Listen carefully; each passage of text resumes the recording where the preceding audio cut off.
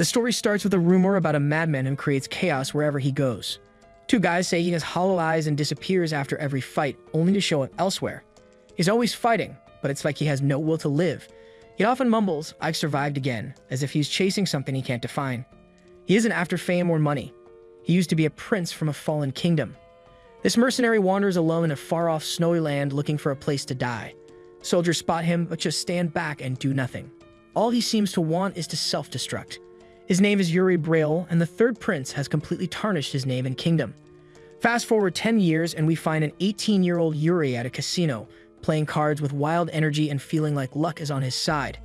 Hernando, the court mage, watches in disbelief as Yuri keeps racking up wins. Yuri brushes it off as dumb luck and insists on another round, too excited to double the bets. Hernando has to remind him they have somewhere important to be.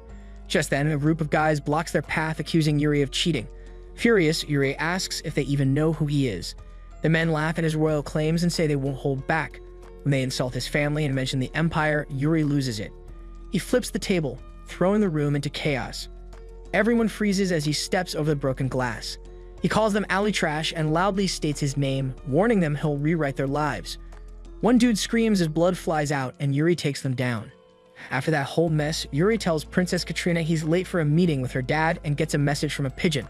She doesn't buy his excuse, and he asks her to forgive him this time. She also counters that things have been tough for her, but he urges her to be more understanding. Yuri tries to explain that since his dad is gone, he must be careful and maybe shouldn't even share this with her. Katrina looks disappointed and snarks as if she's just a stranger now. Yuri attempts to clarify things, but she cuts him off in anger. She chucks the pendant he gave her and asks why he bothered if he didn't trust her. Then she just walks away, telling him not to reach out unless she does first. Yuri calls after her to wait, but she doesn't stop. He picks up the pendant, feeling confused about what to do next. He doesn't realize that someone is lurking in the shadows, watching him with a dark smile. From that moment, Brielle's shaky relationship with the Empire starts to fall apart. What begins as minor annoyances quickly escalates into an all-out war. Yuri freezes when he hears the invasion. The Empire crashes into Brielle, fires spread rapidly, and the city falls apart. Amid the chaos, Yuri rushes to evacuate the palace, sprinting as flames engulf the kingdom. Years go by, and the war continues to drag on. The losses keep piling up. A soldier named Joshua gets seriously injured. Soldiers try to pull Yuri from the battlefield, but he asks about Fior Braille, the kingdom's strongest warrior. Fior goes missing at the worst time, and the war shifts in favor of the Empire. Yuri can't believe it at first. He thinks it's just bad luck. But after endless battles and close calls, he has to face the reality. Princess Katrina, the one he trusts the most, betrays him. His dad's absence and the Empire's perfect timing make it all too clear. He wishes it were just a nightmare. Then, a letter arrives from a pigeon with just 2 words. "I'm sorry." That's what shatters him. Word gets around that Yuri is still kicking, and his enemies know killing him would mean the end of Braille. He keeps on fighting, but the war just feels never-ending. Tired and shaking, he pushes through and knocks one enemy down. But then Imperial forces surround him, cutting off any chance of escape. A solid hit takes him down, and a soldier jumps in front of him just when it seems over. Yuri freezes as he watches his close friend Laurent fall. Laurent begs him to keep living no matter what. Yuri screams his name in despair as the attacks get more intense. Soldiers are trying to hold the line and urge Yuri to flee. If he goes down, it's all over for the kingdom. Yuri bolts as Imperial soldiers chase after him. Later, they search the area, convinced he's close by. Hiding among crates in an abandoned house, Yuri watches them quietly. He knows he's running out of time and has to escape. As he keeps a low profile, Yuri can't shake the thought of what happened to his dad. If he hasn't shown up by now, he's probably gone for good. Just as he starts to think more about it, he feels a rush of fear. The door swings open, and a tough Imperial soldier storms in. Panic hits him hard. If Yuri goes down now, then Braille's last chance is lost. He drops to his knees, overwhelmed, silently pleading for help. The soldier stares at him and says that words don't matter anymore. The Empire will pay for this. He tells Yuri to run fast because more soldiers are on the way. Yuri bolts into the forest, gasping for breath. The soldier's words replay in his head. He has to make it. He has to rebuild Braille and get payback for what they did. All the beliefs Yuri once clung to are gone. All that's left are the memories of the dead. He trudges through the rain, haunted by blood and loss, questioning what it all means. Honestly, he's just fighting to punish himself. Deep down, he wishes someone would end his suffering. Everyone knows Yuri's just looking for a way out. Then he hears a bitter voice accusing him of throwing himself into pointless fights, not for peace, but to self-destruct. The voice says he doesn't deserve even death and tells him to just die, calling him by name. Yuri freezes. Anyone who knows his name should be dead. He realizes this mess is all on him. The warrior's face comes into focus as he shouts that Yuri's the one who caused all the chaos. Yuri whispers, Laurent thinking of his fallen friend. The guy keeps blaming him for Brielle's downfall and the wasted loyalty of the Flander family. Then he lunges and drives his sword into Yuri's chest. Yuri thinks dying might finally bring him some peace, but guilt crashes over him like a wave. Even in that last moment, he feels the weight of his family's honor. The blood of Brielle never lets go of its pride, not even in death. Suddenly, someone calls his name and Yuri wakes up as a young boy. Yuri opens his eyes and sees his dad standing right before him. He's shocked. Could it really be his father? Has he died too? His dad asks if Yuri really thinks this is hell. With a bitter smile, Yuri replies that someone like his dad, who is always discussing honor, must have seen a lot in his life. Annoyed, his dad gives him a playful tap and Yuri laughs, playfully suggesting he should repent while he still can. A green leaf floats in through the window, and while the room feels peaceful, something feels slightly off. Looking outside, Yuri spots maids strolling through the courtyard. Everything seems normal, making him wonder if he's just overthinking things. There are no flames or signs of torment, and he starts questioning where he really is. Suddenly, a voice asks if he's awake. His dad, along with two others, looks worried. Yuri's vision starts to blur and he feels himself slipping back into unconsciousness. The voices fade away as 13-year-old Yuri falls silent, wondering if it was just a dream or if his life flashed before him. Nothing shifts, no matter how much he tries to wake up or change anything. The world doesn't end the way he expected. Instead, forgotten memories replay like a broken record, forcing him to accept the truth. He's back in the spring of his 13th year. The next morning, the maids call for him to train with swords. Panicking, he asks for his clothes but pauses to wash his face. The maids gently calm him and ask him to sit down. Then, a painful memory hits him. He remembers Ina's lifeless body from his past. Overwhelmed, he calls out to her and she quickly responds. To her surprise, he asks for 3 hard slaps. She hesitates, questioning if that's treason, but he smiles and assures her that it isn't if he's ordering it, promising he's serious. The palace birds scatter when they hear the sound of the slap. In the yard, Yuri's cheek is still burning from Ina's hit. He's taken aback by how strong she is.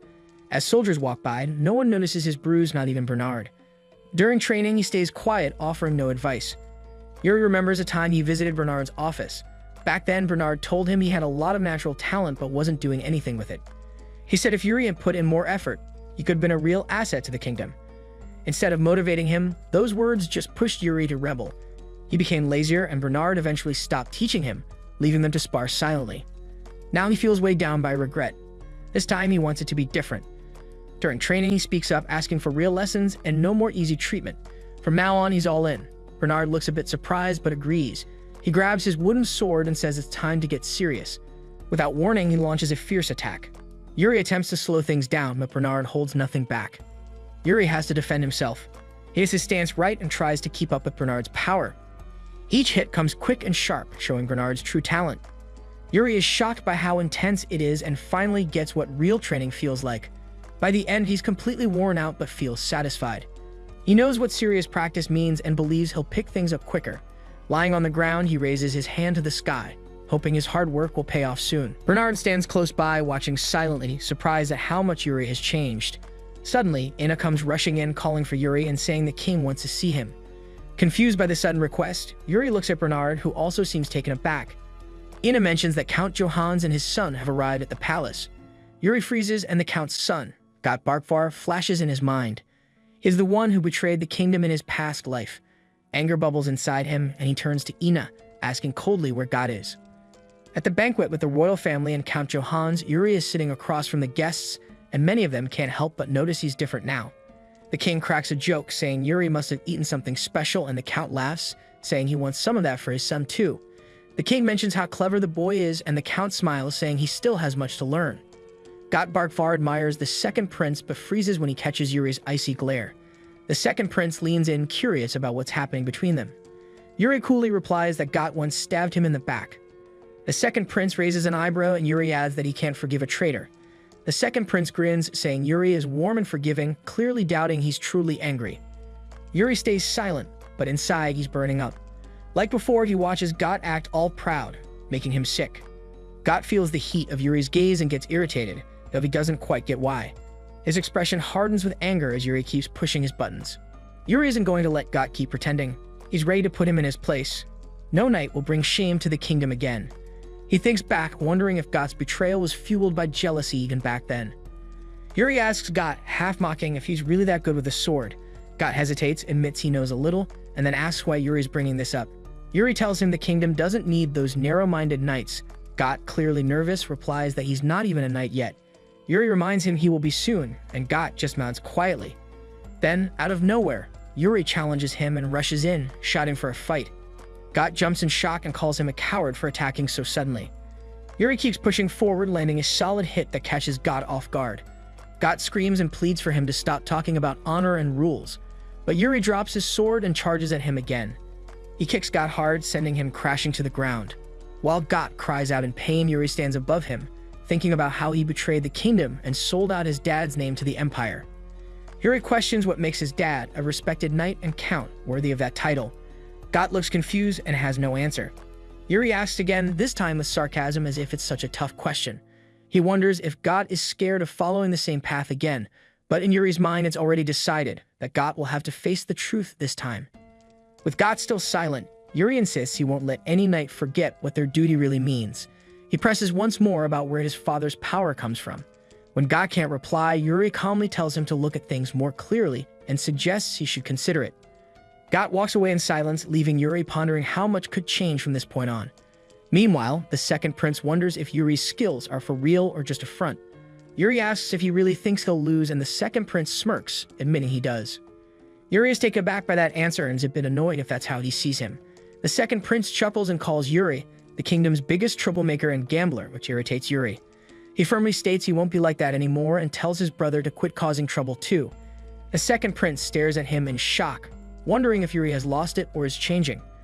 After an intense training session, Yuri collapses on the ground and declares it done. Bernard praises him and asks if he's ready to learn the mana style. Yuri wants to know if Bernard will teach him his style, but Bernard says no, since it's not strong enough for a prince. Instead, he suggests Yuri learn the Braille style. Yuri, who's already mastered it in his past life as a mercenary, feels like he needs something more now. Determined to surpass his old self, he starts thinking of other options. Bernard catches on and asks if he has something specific in mind.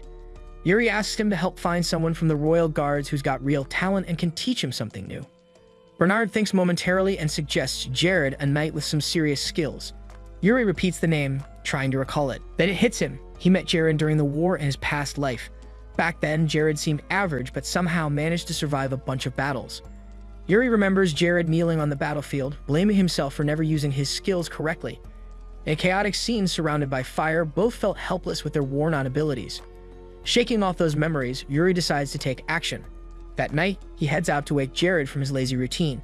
He finds Jared in the training yard, bored and swinging his sword without any effort. From a distance, Yuri smiles, ready to ignite some motivation in him. At dusk, Rosso looks up, surprised to see Yuri walking into the training grounds, smiling and waving. Yuri mentions he's just checking in to see how things are going. Rosso grins and says they're trying their best, but they're not yet on Yuri's level. As Yuri watches the soldiers train, he sees they all seem super motivated lately. Then he suddenly asks where Jared is. Rosso points to the far side, where Jared is training but barely putting in effort. Yuri quickly realizes that Bernard was right about Jared being lazy. Yuri thinks real training should push boundaries, but Jared only looks like he's doing enough to get by. His moves are off and there's no fire in his efforts. So Yuri asks Rosso to grab him a wooden sword. When Rosso asks who he plans to duel, Yuri cheekily gestures at Jared and says he'll spar with that slacker. They end up face to face as the crowd gathers to watch. Some soldiers start cheering for Jared, telling him to play his game. Yuri stands tall and tells Jared he's heard he's talented and wants to see what kind of knight he is. He smiles and adds not to let him down. Jared hesitates but ultimately accepts the challenge. Yuri charges at him with full force, repeating not to disappoint. Jared is taken aback by how fast and strong Yuri is. The fight kicks off with powerful clashes that get everyone hyped up. They notice Jared's moves are clean and precise, but Yuri controls them. Jared starts to feel something odd about Yuri's rhythm. The timing between his strikes is too consistent. Yuri's got a handle on the fight and is already a step ahead. It hits him that this duel feels more like a show, so he grins and says it's time to get down to business. He launches another attack, moving faster and hitting harder. Jared struggles to keep up, feeling overwhelmed by how quick and precise Yuri is. Yuri's movements are fierce, almost animalistic. Jared has to switch to serious mode, and as he does, anger starts bubbling up inside him. He realizes he underestimated this fight. He manages to land a solid hit on Yuri, which makes him realize that this isn't a walk in the park. With Jared pressing hard, Yuri feels the pressure ramping up. Suddenly, Yuri remembers that Jared was a skilled knight in his past life too. Even with all his training and memories, taking Jared down isn't easy. Yuri goes all out in big move with one last powerful strike. It catches Jared off guard and Yuri lands a good hit, pushing Jared back. The adrenaline rushes through him, and he's pumped. With a grin, Yuri lifts his sword and shouts that this is the fight he lives for. The soldiers watching are shocked that he managed to hit Jared and start cheering him on. Yuri teases Jared, asking if he's taking it easy on him. Jared firmly replies that he's not holding back. But Jared starts to feel uneasy. Even though he's been on the attack, he feels backed into a corner. Yuri makes another aggressive move that just barely misses. He smiles and says it was a close one. Jared stands tense in the yard, feeling irritated and worn out. Out of nowhere, Jared pulls out his sword glowing with energy. A man-laid. The soldiers gasp, yelling for him to stop, warning him he's up against the third prince. Jared freezes, realizing the gravity of what he's just done. A few strands of Yuri's hair fall, showing how close the strike was. For a moment, Yuri just stands there stunned. The yard goes completely silent. Jared panics and calls out Yuri's name in regret. Soroso yells at Jared, calling him insane, while others rush to check on Yuri. But Yuri just smiles and assures them he's okay. He then sarcastically asks Jared if this is his first duel. Even though he's hurt, Yuri brushes off the pain and tells Jared to grab his sword again, insisting they should keep going. Charging forward, he makes it clear the duel isn't over yet. They clash again, their swords colliding with intense force, and the crowd watches in silence as the tension builds. Jared can feel a shift now. Yuri is pushing himself beyond any limit. Fear and awe creep into Jared as he watches Yuri fight with a strength and determination that seems almost superhuman. Yuri keeps advancing, pushing through with raw drives that leave everyone speechless. Jared struggles to block every single one of Yuri's hits. Sparks fly as they keep clashing. Yuri's not letting up even when he's dead on his feet. They're face to face, completely focused and refusing to back down. Jared feels a rush like never before, and even though he's faced tougher opponents, nothing compares to this thrill. As they trade hits, he notices the fire in Yuri's eyes shining brighter than ever. Stunned, Jared can't believe how much this young prince makes him feel. Yuri keeps up the pressure and lands a powerful strike that forces Jared to back off. Frustrated and realizing he can't hold back anymore, Jared yells and unleashes a huge mana-infused blow, hoping to end the fight. The impact shatters the sword and sends Yuri's weapon flying. Yuri grins and declares it's over. Jared, panting and surprised by the turn of events, shakes Yuri's hand as the prince calmly tells him he's learned something new. Confused but respectful, Jared admits that Yuri's a skilled fighter. Deep down, he's impressed by Yuri's strength and spirit, wondering how someone so young can be so determined. Suddenly aware he's still holding Yuri's hand, Yuri playfully asks what he's doing, making Jared blush as he quickly lets go and apologizes. The soldiers around them laugh, teasing Jared for making the prince bleed and then just standing there. Embarrassed, Jared walks off while Yuri collapses, finally relaxing and catching his breath. As he lies there, he opens his eyes and realizes he's completely wiped out. The soldiers cheer and give him props for his performance. Nearby, Soroso notices someone next to him and turns to see it's Commander San of the Royal Guard. The soldiers ask when he got there, and he replies just now, standing quietly and watching everything with a thoughtful look. A few days later, the palace is pretty chill. Jared is wandering through the garden, lost in his thoughts, when he suddenly hears a voice asking if he's done with his shift. It's Yuri, casually leaning against a pillar with his confident grin. Jared jumps a bit at the sight of him. Yuri chuckles and says they've got somewhere to go. Jared hesitates, saying he needs to train. Yuri stops, turns back with a teasing smile, and asks if his mindset has changed since their last duel, reminding him that he still owes him one. Jared sighed, realizing he couldn't back out, and said he got it. Yuri notices that Jared has bulked up a bit from their training. It's not a lot, but it's a start. As they start walking, Jared asks where they're headed. Yuri just grins and tells him to follow without asking too many questions. They come to a stop, and Jared looks a little uneasy. With a bright smile, Yuri assures him not to worry because he's bringing someone along. Jared asks who, but Yuri doesn't spill the beans. He shouts out, catching the attention of someone nearby. The royal mage, Hernando, turns around, surprised to hear his name. He walks over and asks what Yuri needs. Yuri says he wants Hernando's help for a trip. Hernando hesitates, mentioning he has other plans. Yuri smiles slyly and says he'll cover Hernando's gambling debts, which shocks him. With a serious look, Hernando asks if he's serious. Yuri nods confidently, even offering to settle an older debt. He jokes about whether Hernando has ever seen him lie. Hernando laughs and says he doesn't, except maybe outside the gambling hall. Yuri awkwardly laughs back, wondering if his rep is really that bad.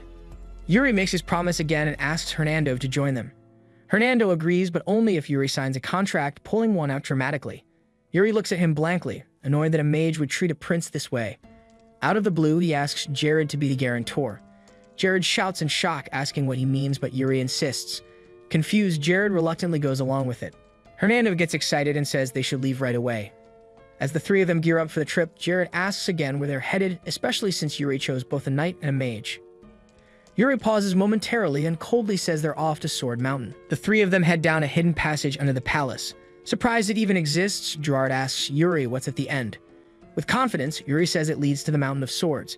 When Gerard wonders if it's the same mountain from their ancestors' story, Yuri gives a simple, firm yes. Yuri remembers when the Empire took over Braille and found a secret dungeon in the Mountain of Swords. Inside, they stumbled upon awesome treasures and artifacts from the Briel family ancestor, which caused quite a stir. This path was meant to be a sneaky escape route originally, but in the end, the ancestors' legacy and swords ended up with the Empire, just sitting there unused by the people of Braille. Yuri can't shake off his tough past, but he's not backing down this time. He's set on digging into his ancestors' legacy at the Mountain of Swords and taking it back for his kingdom. The trio finds a hidden exit that leads into a stunning thick forest. Once they step out, Hernando points out that this path leads straight to the Mountain of Swords and asks how the prince got his hands on the rare key to that secret door.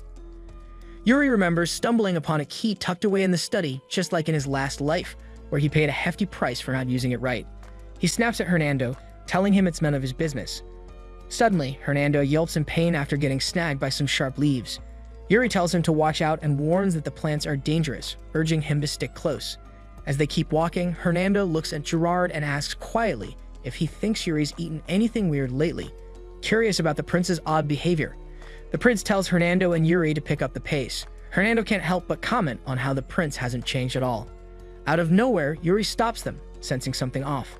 They spot a pack of big direwolves, and Yuri explains that it's tough to count them when they're all grouped together. Hernando is impressed and asks how he knows this. Yuri casually says he read it in a book, leaving Hernando stunned. Ignoring the look on Hernando's face, Yuri tells them to keep it quiet and move fast since the wolves haven't noticed them yet. Hernando hesitates, wondering if this is really a good idea. Then he steps on a branch by accident and gives a nervous smile, letting out a quiet laugh. But suddenly, a huge wolf jumps at him from behind. He screams and starts apologizing out of sheer panic. Just then, Gerard spots the massive wolf charging at Hernando and shouts in alarm. The wolf comes charging at Hernando, moving fast and with a lot of power. It tries to take him down, but Gerard is quick on his feet. He lifts his sword and brings it down hard on the wolf, pinning it to the ground and stopping the immediate threat. Yuri can't help but admire how fast Gerard reacted. He gives him props for using his monostyle skills effectively against the wolf's tough fur, but he quickly reminds everyone that the danger isn't over yet. Out of nowhere, terrifying eyes pop up from the darkness. Yuri warns that they've drawn the attention of the alpha wolf, a huge and scary beast that howls loudly to call in the pack. Before long, the trio finds themselves surrounded by a bunch of angry wolves. Gerard pulls out his sword, channeling some blue menorah, and tells Yuri and Hernando to stick close. As two wolves jump at him, he stands his ground, expertly blocking their attacks and pushing them back with a magical energy from his sword. Hernando can't help but admire Gerard's fighting skills, saying they're just what you'd expect from a royal guard from the Kingdom of Bull. Yuri agrees but points out that Gerard's strength might not cut it against the current threat. As Gerard starts to look tired, Yuri calmly tells him to take a step back. He then calls out Hernando's name and Hernando reacts right away. Yuri reminds Hernando that the king believes in him and pushes him to show what he can do. Hernando grins confidently and unleashes his full combat magic. Gerard is taken aback by Hernando's strange words. Then, out of nowhere, Hernando lets loose a huge blast of fire, creating an explosion that drives the wolves away. Gerard jumps back to dodge the blast, and the second explosion from the fire gives all three of them a chance to escape safely. As the sun sets, the group finally makes it to Sword Mountain. Yuri is surprised they only have to deal with wolves, and Gerard agrees that the fights held them up but is glad they're here now. At the top, Gerard doubts that this place is really that important, saying there's nothing to see. Yuri insists they're in the right spot but starts to second-guess it too. Suddenly, he notices a small, shiny object among the rocks and excitedly asks Gerard for help. Gerard then turns to Hernando to join in, but Hernando hesitates, worried about hurting his hands since he's a mage. Yuri spots a sword sticking out of the ground, its glowing red gem really catching his eye. He pulls it out easily, kind of amazed at how shiny it is. Hernando points out that it looks totally brand new, and Yuri notices the word guilty carved into it, which sparks his curiosity about what it means. Gerard wonders if it might be some sort of legacy from the founder, but Yuri isn't so sure. Out of nowhere, the ground starts shaking, and they all get into defensive stances, sensing trouble. With a confident grin, Yuri says they're about to figure things out. But then the shaking gets worse, and the ground cracks open right under them, sending them screaming into a chasm. Yuri wakes up on the ground and sees Gerard below him, glowing with a faint mana aura from his protective spell. Impressed by Gerard's quick thinking, Yuri is soon interrupted by Hernando, who swoops down and mentions how deep they are. Yuri scolds Hernando for being so selfish during the fall, but Hernando just brushes it off, claiming it was an emergency. Then, out of nowhere, Hernando's whole vibe changes and he points into the dark, freaking out about a ghost showing up. Yuri tries to laugh it off, but Hernando insists he's being serious. Yuri spots a dark figure creeping out of the shadows, a Death Knight in all black armor. He feels a surge of fear and rushes over to wake Gerard, telling him they're in serious danger. Gerard, half asleep, responds sluggishly until Yuri kicks him, shouting for him to snap out of it. Startled, Gerard bolts up and screams when he sees the Death Knight. He quickly grabs his sword and tells Yuri to stay back. Yuri tries to keep it together, knowing that Death Knights are way more powerful than regular knights. He reassures Gerard, insisting that Death Knight isn't a threat. Gerard, confused, asks how Yuri is so sure. Yuri shrugs, saying just feels it. He approaches the knight and explains that it only guards the Founder's dungeon and won't harm anyone with the Founder's blood. He turns to the knight for a nod, but it just stays quiet. Out of nowhere, Hernando and Gerard yell a warning. A massive sword lands hard in front of Yuri, making the ground shake. Hernando, freaked out, thinks Yuri might get hurt and gasps in shock. Yuri shoots him a glare and tells him to watch what he says. Hernando quickly apologizes, showing just how worried he is. The Death Knight tells Yuri that his guts remind him of Eric Bull, the famous swordsman who took over the continent. Gerard and Hernando are stunned because everyone from Bull knows that name.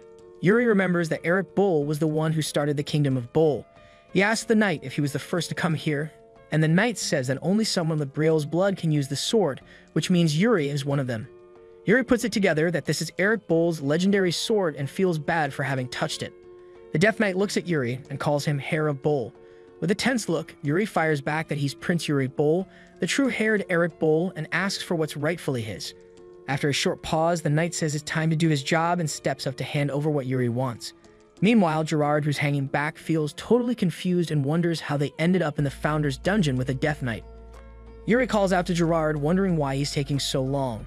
Gerard kind of snaps back to the moment, remembering a time on the battlefield when Yuri had pushed him to stay tough. After a deep sigh, he gathers himself and heads over to Yuri. The three of them walk into a room lit up by these cool blue crystals, where the Death Knight is waiting. They all get into position as the atmosphere gets super tense. Yuri sharpens his focus, catching the Death Knight's ominous words, "I hope they are worthy." And just like that, the scene wraps up, leaving a feeling of suspense. Suddenly, Yuri finds himself in this strange place and notices a figure in the distance, thinking it might be the Founder. But then he quickly realizes it's an awful creature that pounces at him with lightning speed. As he watches, Yuri figures out that the creature is actually trying to teach him how to control mana through fighting. He can't help but sarcastically wonder if it really expects him to fight like it does. With a bitter laugh, he questions his ancestor's sanity for putting him in actual combat without any mana training. Still, he realizes that this crazy method might actually work for him. Focusing hard, he tries to channel mana into his hand and calls out to the creature, grinning as he decides to give it a shot, even though he's not entirely sure about it. The creature smirks, ready to throw down again. Yuri feels a surge of determination and promises himself he's going to get stronger. He remembers the Empire is about to hit the Kingdom of Bel again, and this time he won't make the same mistake. Gathering all his energy, he gets ready for one big final strike and yells out with confidence as he launches his attack. Out of nowhere, Gerard snaps back to reality, feeling confused and a bit dazed. He glances around the training grounds, rubs his head, and realizes this definitely doesn't feel like a dream. In the middle of the arena, he picks up on someone nearby and calls out, urging them to come forward. As he sees some movement, a chill runs down his spine. It's a perfect copy of himself. Getting ready to throw down, Gerard wonders if this is some kind of trial from the Death Knight. He asks the other version of himself if he has a name and if he can also go by Gerard. His opponent stares with a smirk, condescendingly warning Gerard not to resist fate and mocking him for joining the royal guard for an easy life. The tone turns threatening as he tells Gerard to stay away from the third prince, warning that resisting destiny will make life worse. Gerard, panting, recalls his old self, would have agreed, but then remembers Yuri's mocking grin, igniting a fire in his heart. Smiling confidently, he retorts to the copy, saying he doesn't understand anything because he's just a fake. Gerard believes that once a sword is out, it should stay out. He thinks that dwelling on old pain just makes things worse and calls it an arrogant mindset. Charging his sword with blue energy, he moves quickly, landing precise hits. As they trade powerful blows, he notices that his opponent is playing it too safe and not showing enough guts, which reminds him of who he used to be. To shake off that old mindset, Gerard goes all in with his attack, landing a solid hit that pushes his opponent back and gives him a moment of relief. A dark energy starts to swirl around Gerard's opponent, showing off his true form as a scary creature of darkness. Gerard can't believe his eyes and wonders if this is really who the guy is. Even though the creature looks terrifying, he reminds himself that appearances can be misleading and that Prince Yuri is probably dealing with his own challenges too. With a firm grip, Gerard takes a deep breath, gets ready, and decides to make one last effort to fight back. Meanwhile, Yuri's sitting on the ground, totally worn out from the fight. The Death Knight steps in, raising his sword to land a killing blow while Yuri stays still, unable to move. Yuri, despite being hurt and in a ton of pain, gives his sword one last grip. He pours all of his energy into a strong counterattack, sending the Death Knight flying back.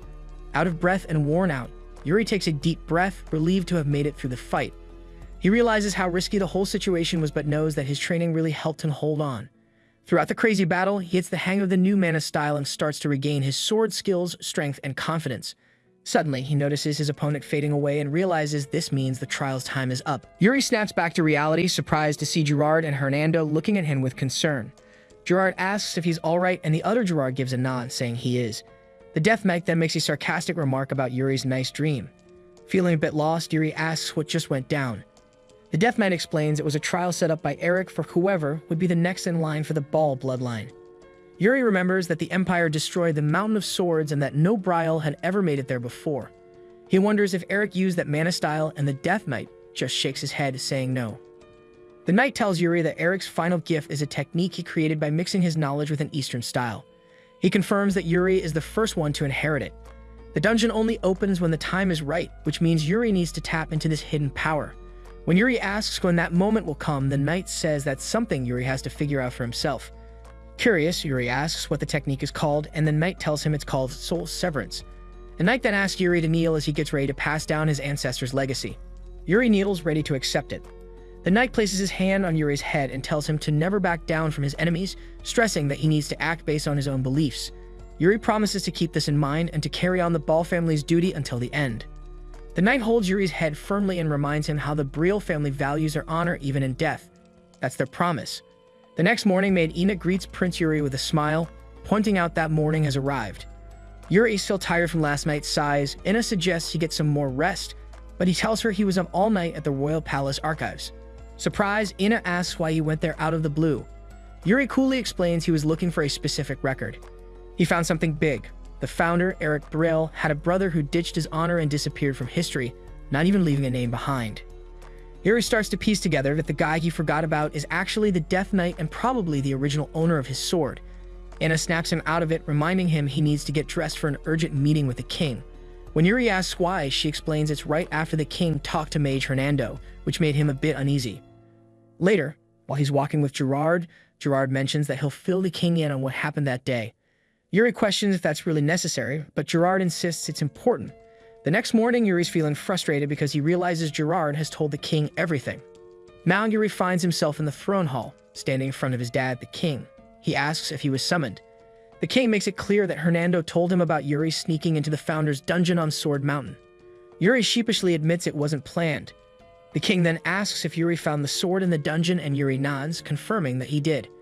The king comes a bit closer, noticing that a few people, including Yuri's maid, Bernard Sand, and Hernando, have picked up on some changes in Yuri. With genuine concern, he asks what's going on. Yuri, feeling tense and gripping his sword, keeps quiet.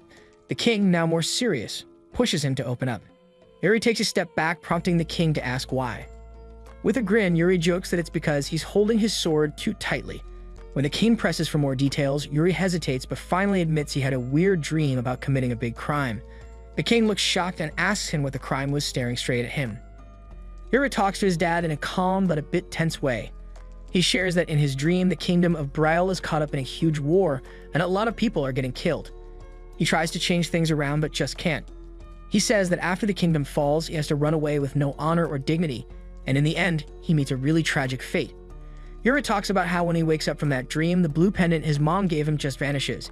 He can clearly picture it in his mind and feels this heavy sadness and unease about losing it.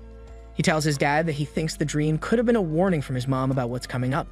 The king, looking worried, asks him what caused the kingdom to fall in his dream. Yuri starts to respond but hesitates for a sec. He thinks it's too soon to dive into the whole empire thing, especially since he's trying to change things for the future. Maybe this time the empire won't invade. After a moment, Yuri admits he's not entirely sure but mentions it was an army he didn't recognize. The king sits quietly thinking about whether Yuri's been having nightmares or if that was some sort of warning from his mom Lily. He's glad to see Yuri is feeling a bit better, but Yuri isn't so sure, weighed down by his past mistakes and a strong need to make things right. The king cuts in, saying they've got important things to deal with and tells Yuri to grab his sword. The story paints King Fire Braille as a powerhouse, super strong and known as the best swordsman around, respected for his skills since he was a kid. Yuri takes a look around and mentions that it's his first time in his dad's personal training hall. The king, looking a bit skeptical, says he never really thought any of his sons had a natural talent for sword fighting. Yuri, feeling pretty sure of himself, replies that he thinks he's got a gift for it. The king smirks a little and repeats "gifted" while he pulls out his big sword, ready to spar. He points his sword at Yuri and asks what really makes a good swordsman. Is it strength, speed, reflexes, or maybe wisdom? Then he wonders if someone who has all those qualities is enough to be a great swordsman. Answering his own question, he says no, which takes Yuri by surprise, making his eyes go wide. The king explains that there's something even more important than those traits. It's a force that drives a person to push beyond their limits. He says this force is stronger than fear or duty. Suddenly, Yuri feels this intense change in his father's presence, and it's both scary and powerful. The king keeps talking, saying he's not quite sure what to call it, but maybe it's like an inner calling. Yuri looks totally lost. His expression says it all. He asks if this calling is something like destiny, trying to wrap his head around it. The king takes a moment before responding, saying it might be, or maybe it's not, keeping things pretty vague. Yuri grips his sword, deep in thought. He remembers how, in his past life, he was never supposed to be a swordsman, but now he's wondering if things might be different in this life. The king presses him, asking if he feels like he's meant to wield a sword and if he can hear that inner call that connects someone to the blade. He digs deeper, asking if Yuri will still hold on to his sword when death is staring him down. Yuri, hit with fear, hesitates and takes a step back, calling out for his dad. Then from the darkness, those scary red eyes show up, ramping up his panic. He gasps as painful memories rush back, screams, desperate cries for help, a burning kingdom, and soldiers collapsing in the chaos.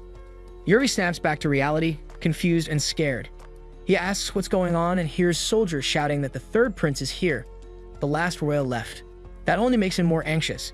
He can hear the enemy soldiers getting closer, their footsteps echoing through the flames. Yuri gasps and exclaims, "The Empire."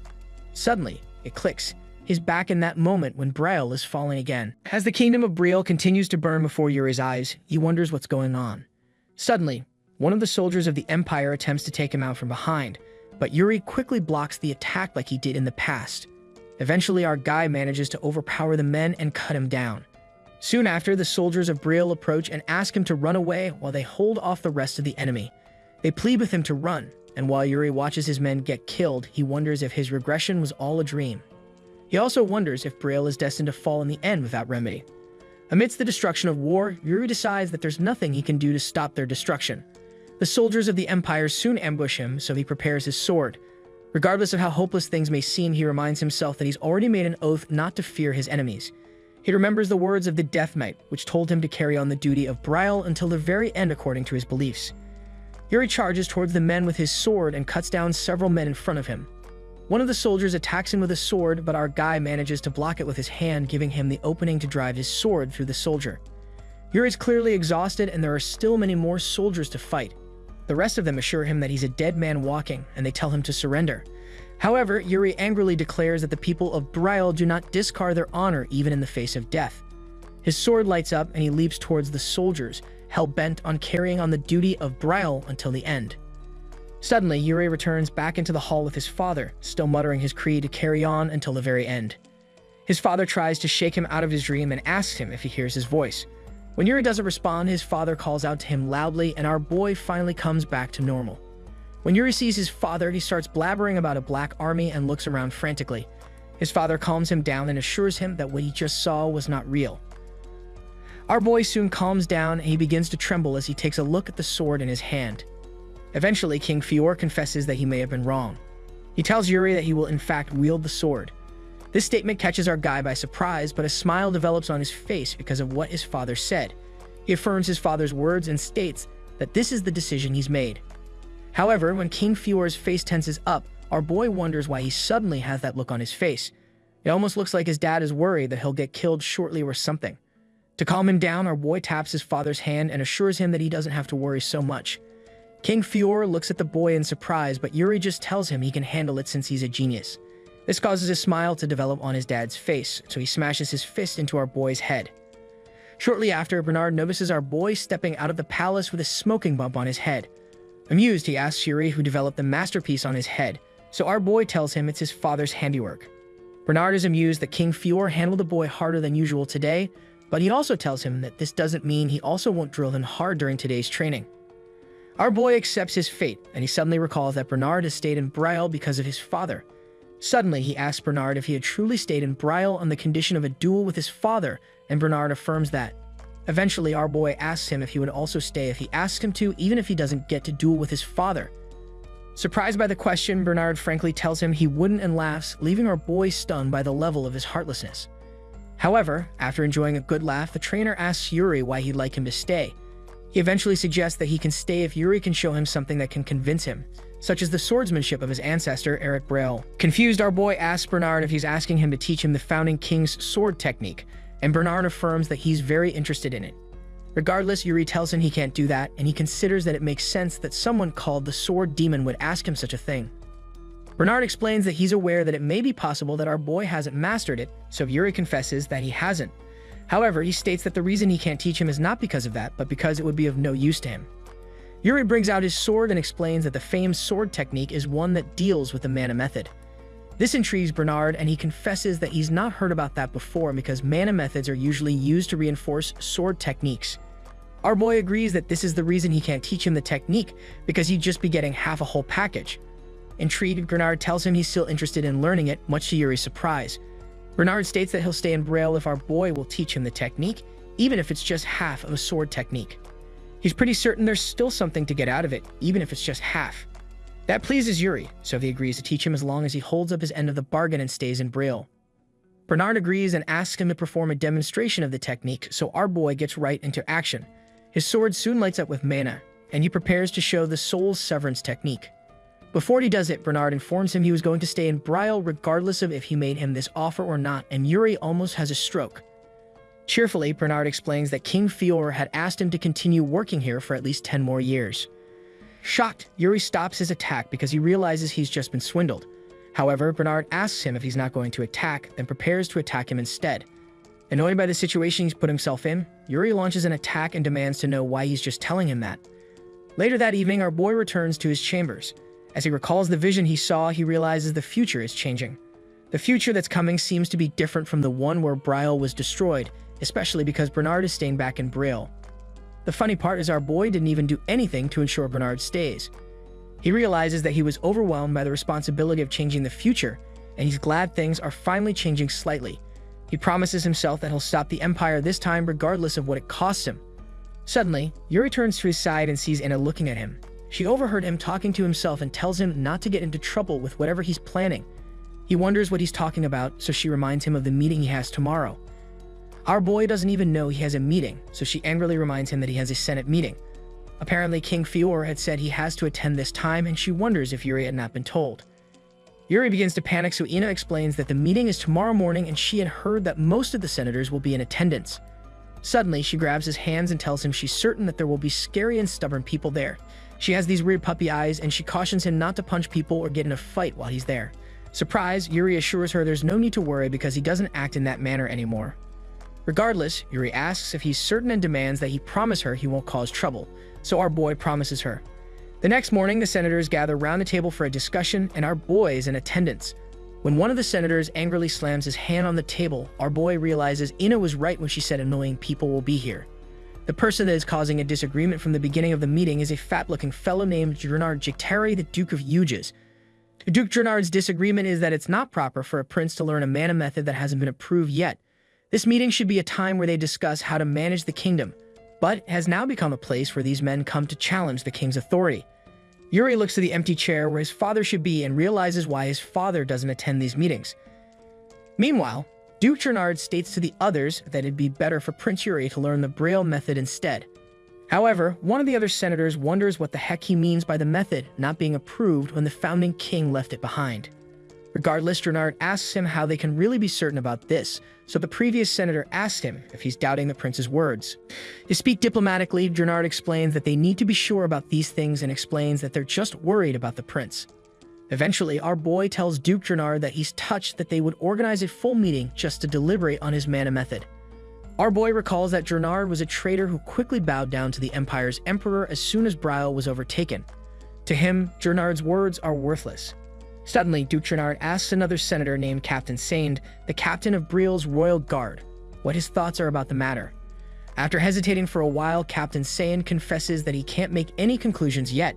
Duke Drenard asks him why he can't, so Sand explains that every mana method has its advantages and disadvantages. They also affect different individuals in different ways. The Duke immediately stands up and points out to the other senators that even the captain of the royal guard is uncertain about this new technique. However, Sand is shocked that he's using his words in his favor. Duke Drenard insists that it's too risky and advises they disregard a mana method like this. But the senator that spoke earlier clarifies that this is not what Captain Sand meant, but another senator that's on Drenard's side states that it's the same thing.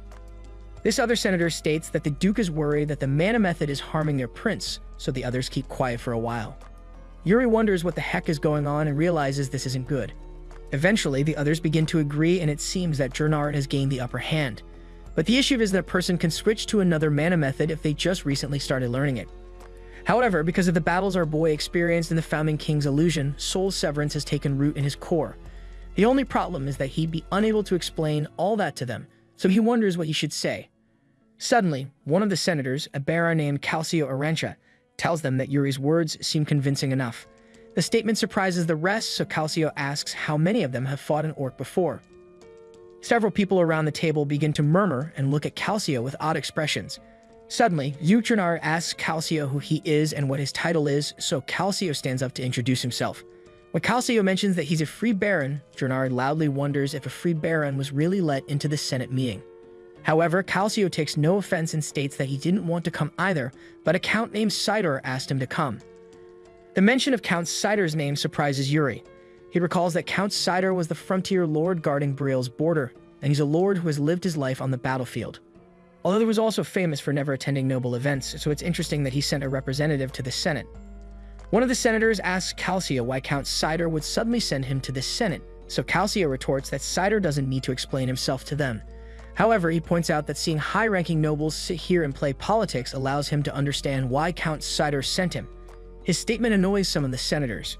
Eventually, Calcio states that the type of mana method doesn't make a great difference on the battlefield because it's the user who matters in the end. Calcio asks Yuri what he thinks, and our boy realizes he likes this man. He eventually responds that he doesn't see why it's so controversial to master the mana method of their founding ancestor. He blatantly tells them he will learn it regardless of their objections. Furthermore, Calcio states that there's no need for irrelevant people to make a fuss about it since the prince who wields the sword has chosen to follow the will of the founder. To add salt to injury, he adds that only people who've never drawn a sword would say such things. At that point, Duke Drenard tells the Baron that his words are reckless. Immediately, Calcio apologizes for his lack of etiquette and says it's a result of fighting orcs every day at the frontier. He reverts back to his question to know how many of them here have actually fought orcs, and no one answers.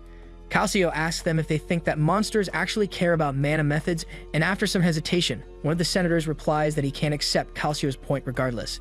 He states that the prince is still too young to make the right decision, so Yuri asks him if the solution is to abandon the method entirely.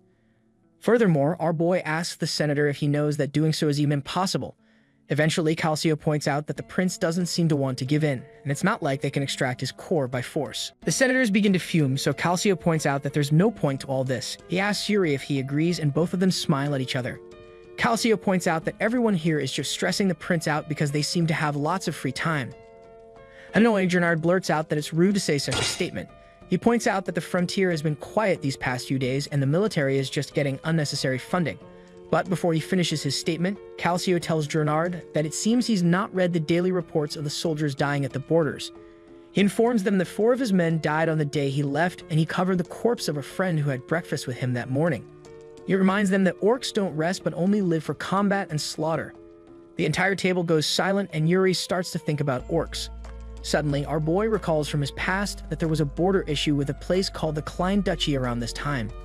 In the past, Klein and Braille engaged in war, and orcs took advantage of this to cross the border and destroy things.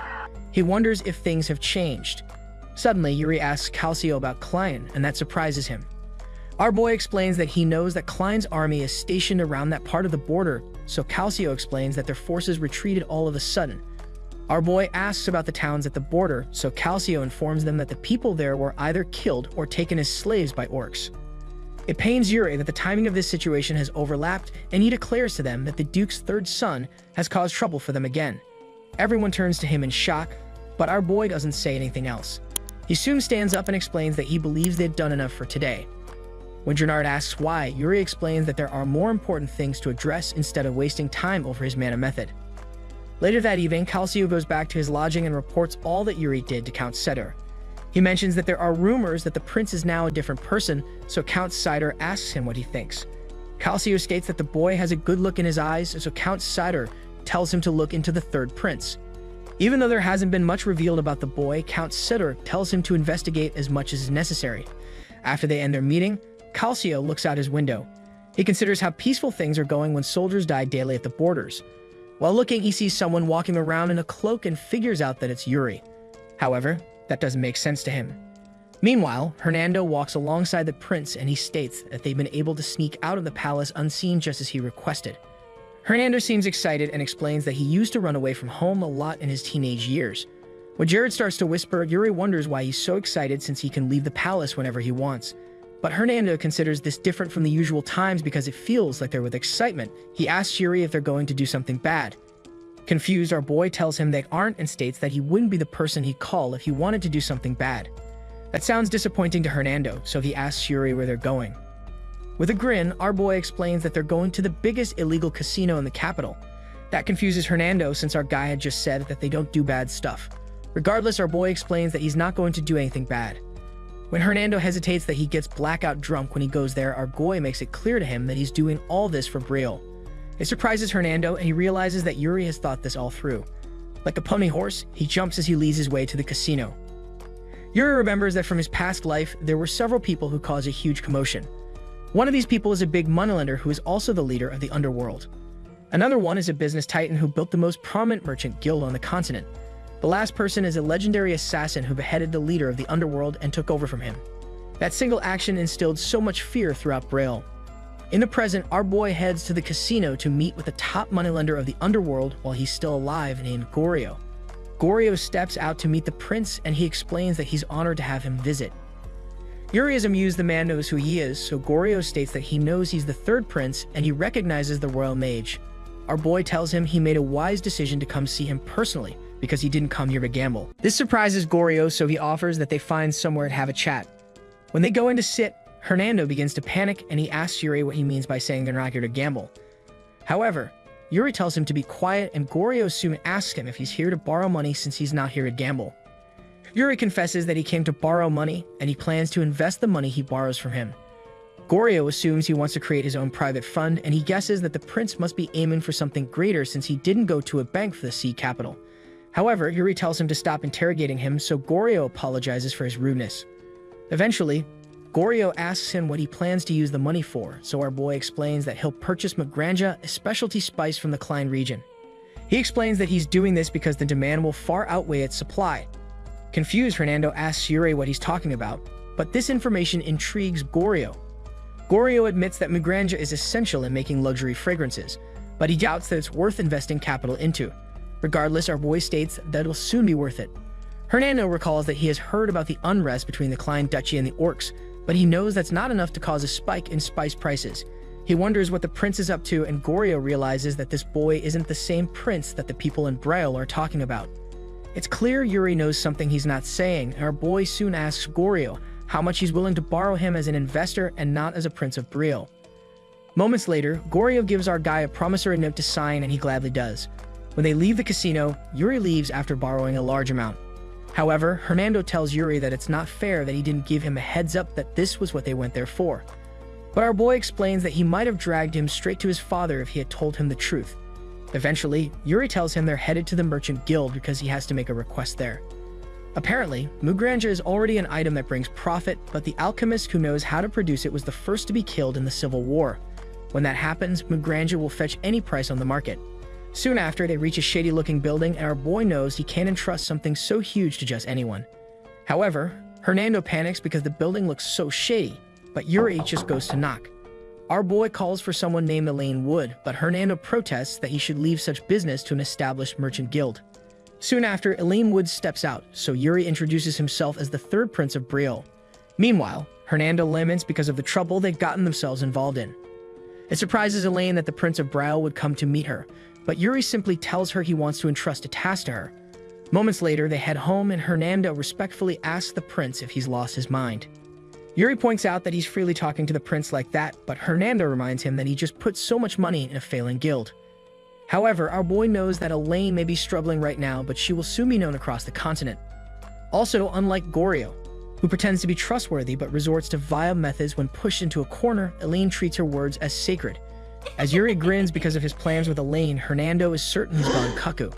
Eventually, Hernando hopes they're going home, but much to his horror, our boy states there's one more thing to do. Before he can protest, Yuri starts to head towards the last person he has to convince. Soon after, they enter a terrible-looking area filled with thieves and beggars. Yuri asks for directions and eventually finds the person he's looking for. Our boy approaches some people crouched over something and introduces himself as the third prince of Brielle. This lady he's talking to is the one who murdered Goryo in the past. She's a surviving member of the Assassin Order, and her name is Asana. Asana is surprised to see a prince, so she asks him what a prince is doing here. However, our boy explains to her that she doesn't have to be cautious of him and states that he came here because he thought he could help. After some silence, Yuri forces Hernando to hand over the money he kept with him and hands it to her. Suddenly, a child with hair similar to Asana appears from behind her. Yuri recalls from his past life that Asana borrowed a large amount of money from Goryo to get treatment for that child, but Goryo ruined her life as he does to anyone who borrows money from him. In the past, Asana had no choice but to borrow, and this forced her to return to being an assassin until she became one of the most prominent ones. Yuri's goal is to prevent all this from happening. He gives Asana the money and asks her to get her daughter treated at the temple. Confused, Asana asks him what he wants from her, so he tells her he only wants her to remember his name. When they leave, Hernando asks Yuri why he would give a beggar all that money, so our boy explains that it's an investment for the future. At this point, he's made connections with the 3 people he will need in the future, but there's still one person remaining.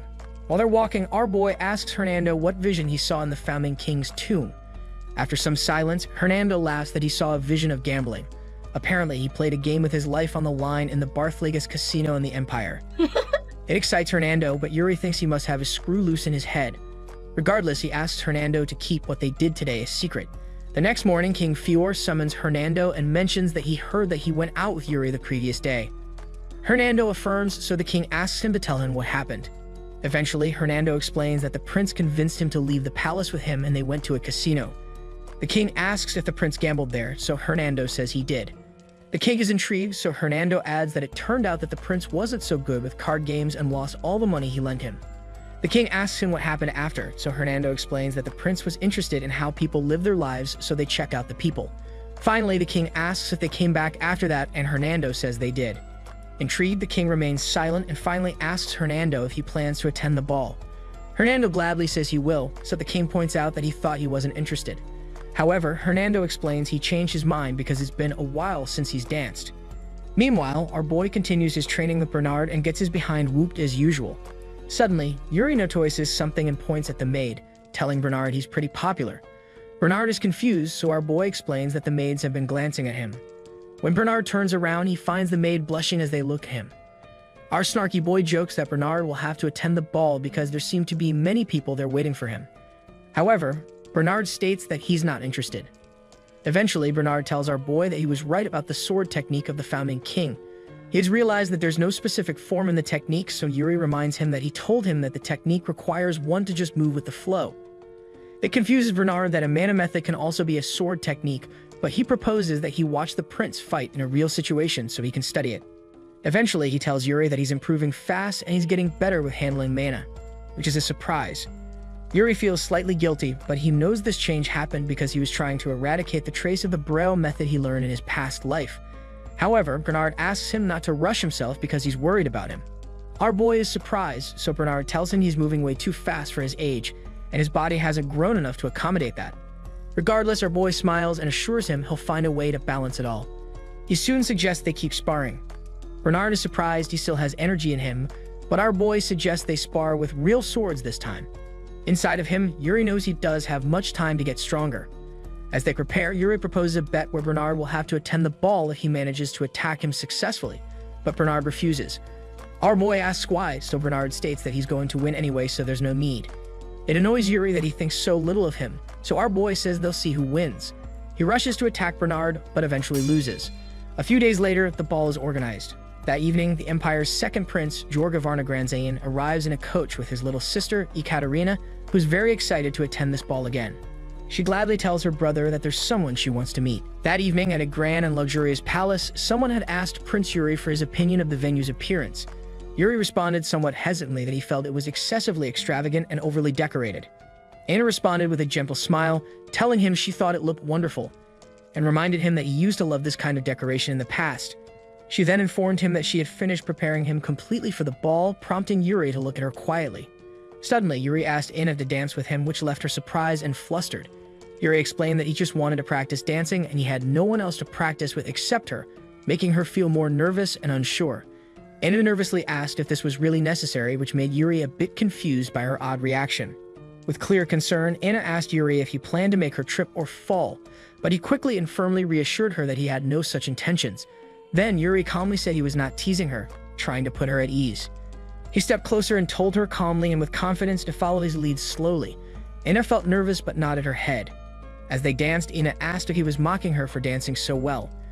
Yuri confidently responded that he was indeed a good dancer, prompting her to ask how often he danced and with whom. Yuri joked that he was quite famous but had never danced with someone as short as her before and promised that the height difference would not be a problem for much longer. During the dance, Yuri smiled and told Ina that she had stepped on his foot. Anna playfully apologized, admitting she had made another mistake. At the grand ball, the ballroom was filled with nobles dancing to beautiful music. The king sat with regal presence on his throne, quietly sipping his drink as he observed the celebration. Yuri stood among the guests, observing the attendees and waiting to see what would unfold next. He noticed with great concern that Count Setter had come in person, which was indeed a rare occurrence, and wondered why the Count had shown up himself this time, especially since he had sent a baron to the ranch last time. Then Yuri spotted his older brother and calmly asked if his eyesight had worsened since he had been wearing glasses more frequently. His brother reassured him that it wasn't serious enough to worry about. Suddenly, the trumpet sounded, announcing the arrival of an important guest. The second prince of the empire, Georg of Arnagranzain, appeared, walking confidently and calmly toward the king. The second prince approached the king, and the two exchanged formal greetings with clear respect. The second prince told the king that he had come accompanied by his sister. At that moment, his sister, Princess Ekaterina of Arnagranzain, captured everyone's attention as she walked toward the king with grace and confidence. Yuri froze in place from shock when he saw the princess, his face filled with astonishment and disbelief. Yika bowed deeply before the king, offering her formal greeting. At that moment, Yuri clearly remembered his past life memories with Yika, where their relationship had been very strong, but he resolved with firm and clear determination that he would not allow himself to repeat the same mistake again, vowing not to approach her.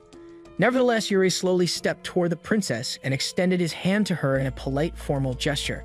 Yika smiled gently and calmly as she looked at him, waiting to see what he would say or do. Prince Yuri stood in the middle of the ballroom, noticing the guests around him talking and whispering among themselves.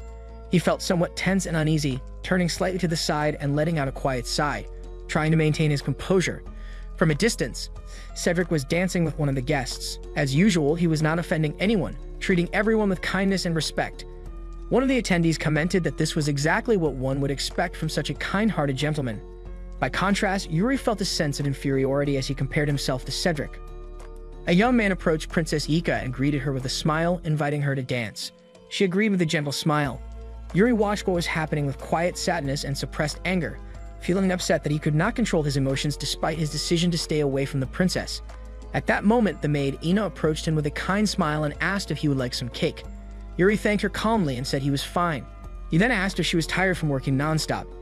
Ina replied with a bright smile that it was nothing compared to caring for someone she knew well, clearly referring to Yuri. So he jokingly asked her to bring him lots of cake. Before leaving, Ina kindly told him to let her know if he needed anything else and advised him to take good care of himself. Yuri remained standing alone, sighing slightly and trying to clear his mind of the troubling thoughts. Suddenly, however, he noticed someone approaching and he raised his head in curiosity. It turned out to be the second prince of the empire, Georg Ivana Granolin. A clear image of Prince Georg formed in Yuri's mind, and he remembered how, in his previous life, Georg was a powerful military commander, the very one who had led the imperial army in the invasion of Braille. Yuri quickly stepped forward and introduced himself formally to the second prince, stating that he was the third prince. Inside, he tried to stay calm, reminding himself not to show any open hostility right now. Prince Georg gave a cold smile and said with certainty that indeed Yuri was the one. Yuri felt some tension inside but kept his composure and steady gaze. Georg continued, asking Yuri his age and commenting that he had heard Yuri had just turned 13 this year. The prince then stepped back with a mysterious smile, saying with certainty that, as expected of Fear's son, Yuri did possess some talent. Yuri burned with anger inside at the second prince's veiled threat. He admitted to himself that despite the prince's young age, it was hard to believe how powerful he already was. Yuri clenched his fist in silent fury and thought angrily to himself that the imperial princes were nothing but villains. Suddenly, Anna fell to the ground after accidentally bumping into Prince Georg. She screamed in panic and apologized repeatedly. Anna trembled in absolute fear, her voice shaking as she apologized for spilling wine on the royal insignia embroidered on the prince's clothing. Prince Georg turned to her with a mocking smile and said in an icy tone that this was indeed a problem. He added in a harsh voice that this girl had committed a truly grave mistake. Georg stood before Ina, who was kneeling on the ground in terror, and coldly declared that the appropriate punishment for such a mistake under imperial law was death. Yuri's eyes flared with rage as he realized that Prince Georg was deliberately provoking them and humiliating Braille in front of everyone. A stunned silence filled the room as Anna knelt, trembling with fear, while Yuri stood ready to act, his fury clearly rising. Anna was filled with intense terror after Prince Georg declared his decision to execute her according to the law. With a cold and chilling smile, Prince Georg clarified that a beheading would suffice to carry out the sentence. However, the king intervened at that moment with a firm tone, telling Prince Georg that this was his ball, and if the prince wished to see blood, he should do so on his own land and not here. Prince Georg smiled again and offered a formal apology to the king. He explained that until now, the relationship between the empire and the kingdom of Braille had been based on mutual respect, but it seemed to him that they no longer had any wish to respect the empire. Georg asked the king if he remembered the incident of Gatensha, which clearly was a sensitive matter for the king. He went on to explain that in that incident, the king had personally executed a knight of the empire, yet the emperor had chosen to honor the king's decision and took no retaliatory measures. Prince Georg said that the current situation was very similar to that one, and that he was only acting this way to protect the honor and peace of both nations. In his mind, Yuri recalled that painful incident and how his father had once killed a knight from the empire in the past. The king placed his hand on his head with a clear look of fatigue, stating that he did not really want to do this but simply wished to get it over with, realizing that the kingdom was now in serious danger. At that moment, Prince Georg had already prepared to carry out Anna's execution by sword, reassuring everyone that it would not get too bloody. Yuri realized internally that if he intervened now, it would be a direct challenge to the empire. His mind battled between reality and ideals, strength and reason. Nonetheless, Yuri affirmed to himself with unwavering resolve that the kingdom of Braille never abandons its honor, no matter the cost. He recalled his family's ancient vow to protect the honor of Braille no matter what. Suddenly, Yuri called out loudly to stop Prince Georg, declaring that Ina was his personal maid.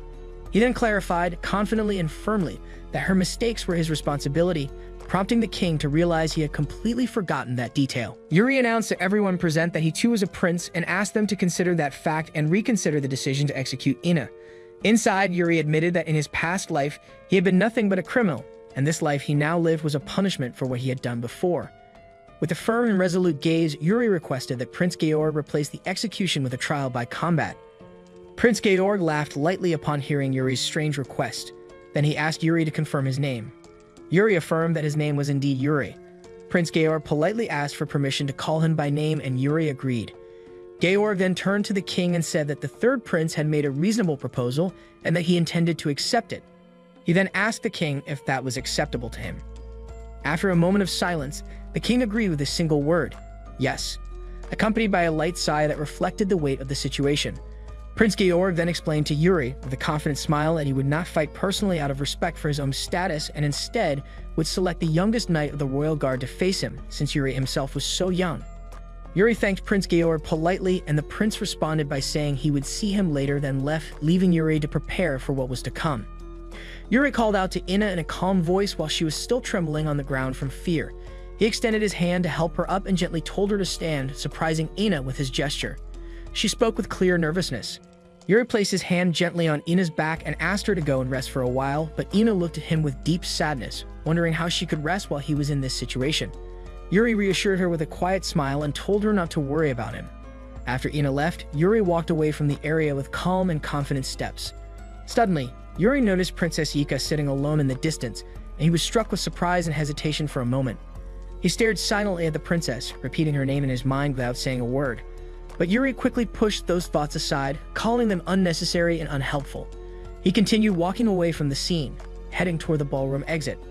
At that moment, Count Sitter stood alone, quietly sipping wine while observing the guests. Later, Yuri was seen walking calmly through an empty palace corridor, deeply lost in thought. Just then, his older brother Cedric suddenly appeared in front of him, but Yuri continued walking, trying not to look at him. However, Cedric asked in a calm voice what Yuri had been thinking about, causing Yuri to stop and turn to him with visible tension. Yuri was slightly surprised and uneasy at his brother's presence. Then Yuri explained to Cedric that he couldn't just let Prince Georg kill Ina. Cedric gave a warm and gentle smile and said to Yuri in a soft tone that he really is. Without finishing the sentence, Cedric stepped closer and gently patted Yuri's head, smiling as he said that he is kind. A clear gesture of understanding and appreciation for Yuri's actions. Yuri felt happy and comforted by Cedric's gesture, and a soft, peaceful expression appeared on his face. Yuri thought to himself with a quiet smile that it had been a very long time since he had felt this way. Cedric then calmly asked Yuri if he needed help with what was coming next. Yuri recalled what Prince Georg had said about the duel, that it was now inevitable, and that he had to fight for the honor of Brill. Yuri replied to Cedric calmly and confidently, saying he knew exactly what was worrying him, and that he would handle it himself without any help. He explained with clear confidence that he was the one who started this, and it was up to him to finish it. Cedric smiled and said with complete calm that he had full faith in his brother. He then told Yuri to go and get some rest and not to worry about the rest of the event, and that he would take care of it himself. Yuri quietly thanked his brother and left, while Cedric thought to himself that if the kingdom hadn't fallen in the past, Yuri surely would have become a great king. As Yuri left, he resolved firmly that he would do everything in his power to one day witness with his own eyes the kingdom Cedric would build in this new life. Yuri affirmed to himself with complete confidence that he would fight to make that dream a reality, no matter the cost, even if he had to face anyone. The next morning, Yuri stood ready, facing the opponent chosen by Prince Georg for the duel. In the dueling hall, everyone sat quietly, anticipating what would happen in the upcoming fight. One of the nobles in the council commented in surprise at the idea of the third prince engaging in an actual duel and asked the captain of the royal guard what he thought about it. At that moment, the imperial knight began preparing. One of the attendees noted that this knight's mana was incredibly stable, and that he was very skilled with the sword. Even though he wasn't officially a knight yet, it was clear from the knight's expression that he was someone of great skill, and someone nearby praised him, saying he was undoubtedly very talented. One noble worried aloud whether Prince Yuri would be alright in this duel. Another noticed someone smiling and asked why, only for the smiling person to gesture toward the arena, prompting him to look for himself. In the center of the dueling grounds, Yuri appeared incredibly calm as he prepared, relaxed and at ease, showing no signs of tension, which surprised everyone. The smiling onlooker remarked with confident certainty that there was no need to worry about Prince Yuri because his obvious self-assurance said it all. He began to recall the title of Grand Magus, an extremely high rank that very few ever attained in the Tower of Magic. It was said this rank was only given to a mage who had obtained Origin Magic, a truly exceptional power. Among the various types of magic, there was a special form called Fate Revelation Magic, which allowed its wielder to glimpse the fate of the world, and Hernando was the only person in the world who had ever reached that level and mastered it. At that moment, Hernando was sitting in a casino, seemingly having just lost a large sum of money for the first time since acquiring Origin Magic, leaving him stunned and confused. He wondered internally if the loss was just a simple coincidence, but quickly dismissed that, insisting to himself that it was no ordinary coincidence. Hernando realized that despite his ability to read the future of others and effortlessly sense flows of luck, he could not see anything about Prince Yuri, which deeply unsettled him. Instead of seeing Yuri's future clearly, Hernando had visions, strange and terrifying ones, of a black-haired, black-eyed youth bearing the royal crest of Braille and wearing an aloof expression that unmistakably represented the third prince, Yuri, in that dreadful vision. Hernando saw Yuri continuing to fight while his body was covered in blood, using his sword with courage and determination until he finally collapsed to the ground. From that moment, Hernando realized that the story he once thought to be mere coincidence was now clearly revolving around a single focal point, Prince Yuri. After observing Yuri's strange and sudden behavior in recent times, Hernando became fully convinced that the miracle magic, Fate Revelation, was indeed real and usable. At the end of his contemplation, Hernando reached a stunning conclusion. Prince Yuri was someone with no predetermined fate. Back in the dueling arena, the Imperial Knight called out to Yuri, asking whether he intended to keep waving his sword in the air or if he was actually ready to fight. Prince Georg asked Yuri if he needed more time to prepare for the duel, but Yuri replied calmly and confidently that he was completely ready anytime, and the Imperial Knight answered likewise, saying he too was ready. At that moment, the king officially announced that the duel would now begin. The two opponents stood face to face, each fully prepared and cautiously awaiting the first move. Yuri launched the first attack with great strength and bravery, charging at his opponent without hesitation. The Imperial Knight responded quickly, and a fierce exchange of blows began between them. The two continued trading attacks at high speed and with tremendous power, sparks flying from the clash of their swords. However, in a decisive moment, the Imperial Knight managed to land a powerful strike, sending Yuri flying backward with great force. Yuri rose from the ground with difficulty, gripping his sword with fierce determination, ready to continue despite the blow he had just received. The Imperial Knight raised his sword high, preparing to launch a decisive strike, his face filled with determination and power. During the battle, the king quietly called out to the mage Hernando, prompting him to quickly turn his attention to him. Hernando politely asked what the king needed, though he appeared slightly confused. The king asked Hernando what he thought about the outcome of the duel currently taking place. Hernando began to answer but hesitated slightly as he looked at the arena, where the fierce battle between Yuri and the Imperial Knight had intensified. The duel escalated rapidly, with both exchanging powerful and fast strikes, sparks flying wildly through the air. Hernando answered the king with a mysterious smile, saying he couldn't truly predict the result. The king reminded Hernando of what he had said before, how he had come to Braille in the first place, guided by heavenly omens. Hernando nodded quietly in agreement. Meanwhile, the soldiers present in the hall were extremely tense. One of them asked Commander Sand if it was time for them to leave. Sand firmly refused. Hernando smiled and told the king cheerfully that he felt relieved, since it didn't seem like he was ready to leave Braille just yet. He added with great humility that the king was granting him an honor far greater than he deserved. The king replied in a slightly stern tone, warning him that excessive humility might bring bad luck, then asked him if that meant no major mistakes were likely to happen. Instead of answering directly, Hernando smiled and asked the king whom he thought was the stronger of the two. At that moment, the Imperial Knight launched an extremely strong and aggressive attack, using mana energy that enveloped his sword with great force. The knight's eyes lit up with a dangerous glow, revealing his resolve and fierce determination to win. The king responded to Hernando's question calmly and confidently, saying that Prince Yuri's opponent was the stronger one. Hernando then gave a serious look and quietly said that he seemed to think the same as the king. Hernando began to recall when he first arrived in Braille and how he had been certain back then that the heavenly signs were leading him to this place. He told himself that those divine omens had shown him that the one capable of changing the fate of the world was indeed in Braille, but he also clearly remembered that at the time the sword had not yet been drawn, which is why he believed he had no reason to stay. Hernando turned toward the king and said that he had truly believed his time in Braille had come to an end. However, at that moment, Yuri rose from the ground once again to launch a strong and fierce attack toward his opponent. He stood firmly, completely prepared to finish the fight now, his face displaying great determination and confidence. The young prince began to activate his mana power intensely, declaring that the time for tests and evasions was over. He suddenly charged at his opponent with incredible speed, announcing in a loud and clear voice that it was time to end this match. His opponent was shocked by Yuri's sudden and unexpected speed, exclaiming in surprise that Yuri had suddenly become fast. The two exchanged extremely powerful and violent strikes, their swords clashing with intense force and aggression. At that moment, the Imperial Knight realized the situation had become very dangerous for him, and for the first time he felt true fear as he thought he was going to die. Meanwhile, Prince Georg and Princess Yiko watched the scene unfold with great worry, while the king remained seated, silently observing everything with intense focus. The audience was in utter shock at what was happening in the arena. As one person expressed disbelief at Prince Yuri's sudden performance, the mage Hernando smiled in surprise and admiration, saying he couldn't believe Yuri had activated the sword's power at that exact moment. In the dueling ground, the Imperial Knight froze in shock as his sword shattered from the force of Yuri's sudden strike. Hernando recalled the reason he had come to Braille in the first place, saying he originally came chasing celestial signs, but in the end he found someone who defied them. Elsewhere, at the ball, Prince Georg was seen smiling, while Hernando continued thinking to himself that life had turned to death and death to life, and that the fate of the present had completely changed. The moment the third prince's sword activated, Hernando continued his inner thoughts, saying that every step Yuri took now was defying the will of the heavens themselves and confirmed that Yuri had become someone completely beyond the bounds of fate. Yuri smiled joyfully as he received the crowd's cheers, and Hernando thought to himself that Yuri Braille was the one who transcended destiny. He expressed deep admiration for Prince Yuri, saying internally that he was truly astonishing, and that he couldn't wait to see how far he would go. Yuri stood there with confidence and thought to himself that from this moment forward, he would change the fate of the entire world. 5 years later, a clear and beautiful view of Brielle's palace appeared with a very calm atmosphere. Inside the palace, a new maid was nervously hurrying, thinking to herself how things were supposed to go smoothly, but still wondering how she managed to lose her way in a place she had already been shown. Suddenly, the maid heard someone call out to her, which startled her greatly.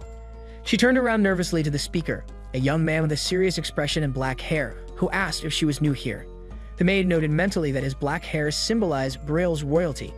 The young man continued questioning her in a serious tone, asking what she was doing there at that hour. The maid tried to respond, but her nerves made her stumble over her words. She tried to calm herself, telling herself to answer as the older staff had trained her to, but the young man repeated his question more sternly, making her more flustered. She recalled that if someone looked bored, it was the king, and if someone smiled kindly, it was the crown prince. But she confirmed internally that this young man was neither. The maid noticed the young man's eyes were sharp and slightly intimidating, making her even more anxious. The young man asked her in clear annoyance if she was ignoring him on purpose. In her mind, the maid was now certain that this was the third prince. She nervously said that she had somewhere she needed to go. With clear frustration, he asked her if there were secret orders among the staff to avoid speaking with him. He then said sternly and with obvious irritation that he would take this opportunity to teach everyone a lesson today. Suddenly, the two heard a calm voice stop the young man. The newcomer asked him firmly what he was doing this time. The maid remembered she had been told there was another person known for his calm and confident demeanor, and she saw someone approaching quietly from afar. She noticed that the approaching person also carried a sword, which confirmed his identity in her mind. The new arrival spoke calmly and asked his brother if he was bothering the maid again. It turned out to be the third prince, Yuri. Yuri was later seen walking in the palace garden, casually eating something and looking completely relaxed. As Yuri walked calmly, he gestured toward himself in a self-mocking way in a cute cartoon-like scene. Yuri repeated the question to the young man, asking if he was bothering the maid again. The young man snapped back sharply that he wasn't. In the end, the maid shyly offered a small gift to Yuri as a way of thanking him. Yuri calmly thought to himself that the food the maid had given him was very delicious. He then began wiping his hands. Yuri began thinking deeply about the concept of an unarmed state. He realized that in this particular state, even while holding a sword, the pressure on his hand became lighter, thanks to his use of mana. After deep reflection, Yuri confirmed internally that he had indeed reached that advanced level. Yuri remembered that 5 full years had passed since his return to the past. He clearly recalled the moment he had awakened in the past after being killed by Laurent's sword. Now, after those years had passed, Yuri stood quietly in the garden, realizing that the peaceful days he had lived were nearing their end. Yuri looked toward the palace and calmly told himself that everyone inside was definitely talking about him now. Meanwhile, Yuri stood outside the meeting room, listening to an angry voice from inside asking in great irritation if they were simply ignoring everything he was saying. The angry voice continued complaining from within, insisting that the other party wasn't listening. A tense guard standing beside Yuri politely informed him that those inside couldn't hear him because of how focused they were on the meeting and suggested he knock again. However, Yuri ignored the guard and forcefully flung the door open, surprising the guard, who cried out in panic, asking him to wait. Yuri entered the room with a sarcastic smile, apologizing to everyone and saying that he had knocked before, but no one heard him, so he had to knock a bit louder the second time. One of the attendees was stunned, wondering whether what Yuri had just done could be considered mere knocking. Yuri then approached the king and calmly said that he would like to join the meeting. The king calmly agreed and told the attendees to proceed. During the meeting, one of the nobles explained that they had no reserve forces to send in support of the allied troops. Another noble angrily objected to this statement and accused him of completely ignoring the empire's request. However, the first noble responded that the other nobles could respond to the request instead of them, causing the second noble to become even angrier and accuse him of being irresponsible. Yuri clearly remembered to himself that this exact meeting and debate were what led to the disaster in his previous life. He also recalled how the Empire had requested the Allied forces to dispatch troops from various nations to repel the powerful orc attacks. But he also remembered with sorrow how the Allied forces failed, allowing the orcs to launch brutal assaults that placed enormous pressure on the borders of all participating nations. Strangely, the only nation unaffected by these attacks was the Empire itself. At that moment, Yuri realized that everything had been orchestrated by the Empire from the very beginning. Because of those events, the kingdom lost many of its finest knights who had joined the Allied forces. Among them was the knight Liam Flandier, so Yuri resolutely decided that he would never allow those events to repeat. In the meeting, one noble protested again, asserting that they would not send any troops at all, and the nobles began arguing intensely. In the midst of the chaos, Yuri intervened and simply stated that he would go himself. With clear confidence, Yuri declared that he would personally join the Allied forces and called on everyone else to demonstrate their sincerity and loyalty as well. Yuri stood before the nobles and the council and confidently declared that it was the nobles' duty to act in a way that ensured they did not bring shame to the name of the kingdom of Braille. The king listened to Yuri's words attentively and thought deeply to himself that he now understood what Yuri truly intended to do. In the trading yard, Yuri continued practicing swordsmanship with determination and clear focus when suddenly someone called out to him while approaching from afar. Yuri looked toward the voice and saw it was his brother Cedric rushing toward him. Cedric reached Yuri, panting heavily, and asked him anxiously if he truly planned to go to the Allied forces. Yuri replied with clear confidence that he did. Cedric seemed concerned and reminded Yuri that there was no real reason for him to go personally, pointing out that his status as a prince didn't require it. He also asked him to be rational. Yuri smiled and told Cedric that this was a royal duty he must fulfill. Cedric finally gave in to Yuri's decision and told him that he now understood his way of thinking. He then asked Yuri to return safely and promised that he would protect the palace in his absence. One observer was pleased by the strong bond between Yuri and Cedric, thinking internally that he would be even happier if Cedric didn't cause any more trouble. Yuri jokingly asked Bernard if he was worried about him too.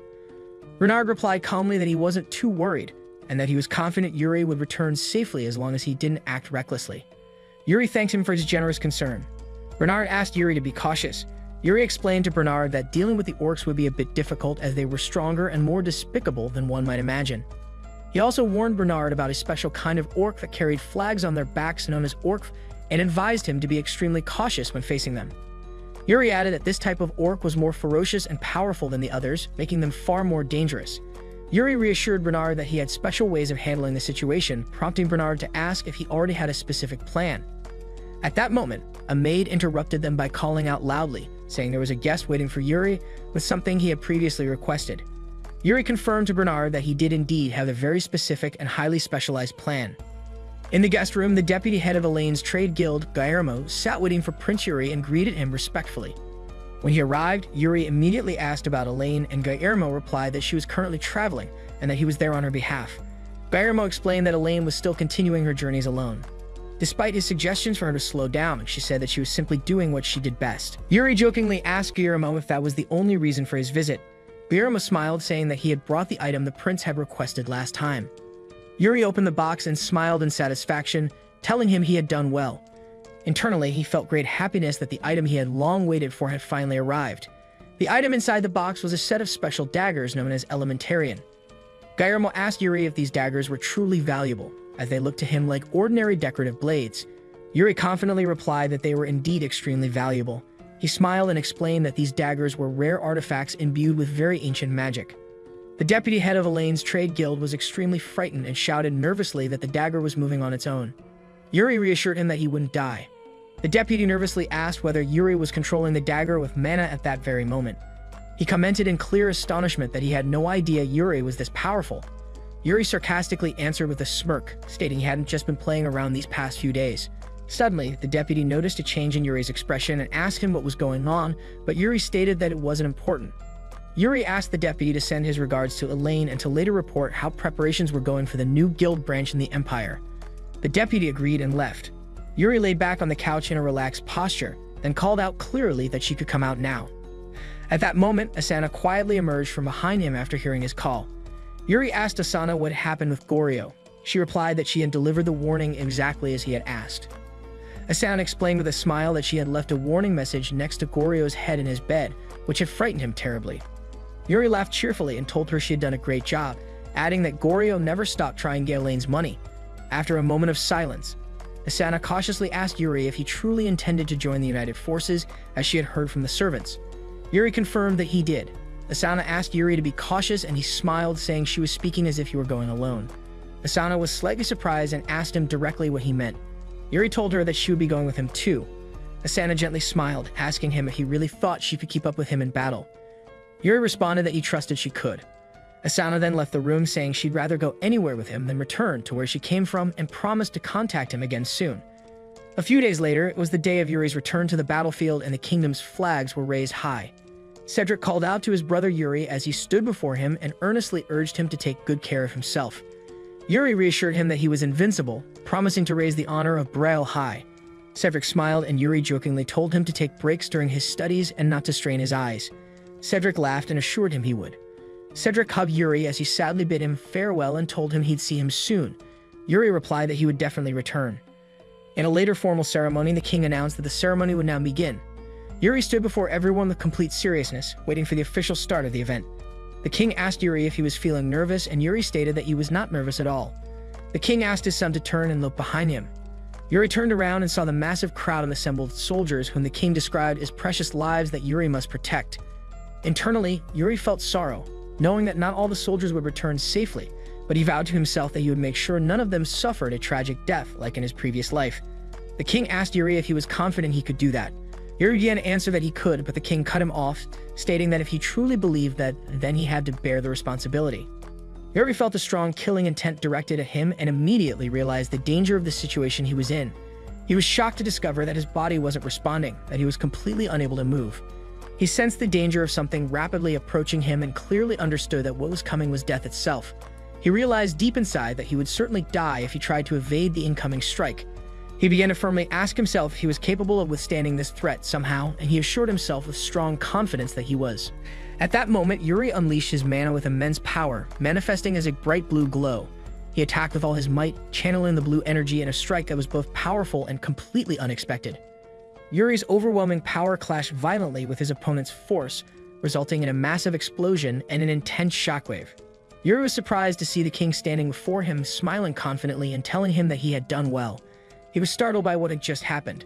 The king, noticing something placed on Yuri's chest, told him that it was a substitute for a departure letter. The king ordered Yuri not to take too long and to return alive. Yuri firmly replied that he definitely would.